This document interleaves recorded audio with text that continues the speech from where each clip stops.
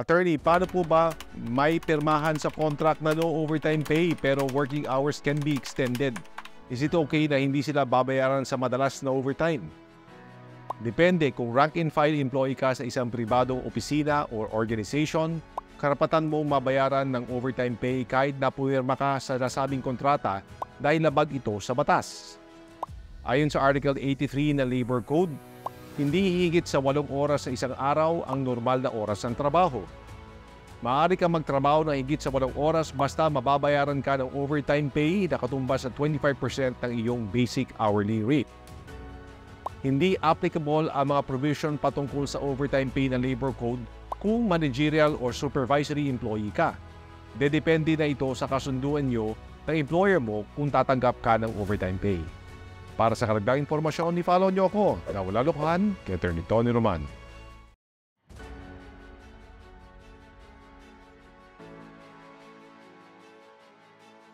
Attorney, may karapatan po ba ang isang babae na maging beneficiary sa SSS nang iniwan niyang asawang senior citizen? May mga anak po sila eh. Kung legal na kasal yung babae sa nasabing senior citizen, may karapatan siyang tumanggap ng pension at iba pang benepisyo dahil isa sa mga primary beneficiaries ang asawa ayon sa RA 11199 o Social Security Act of 2018. Ayon sa RA 11199, ang mga sumusunod ay primary beneficiaries. Number 1, ang legal na asawa. Number 2, mga anak, legitimate, legitimated, adopted at illegitimate na hindi kasal, walang pinagkakakitaan ng gusto o trabaho at menor de edad. At number 3, magulang na miyembro ng SSS na regular na tumatanggap ng suporta mula sa anak. Para sa karagdagang impormasyon, i-follow mo ako na wala lokohan kay Attorney Tony Roman.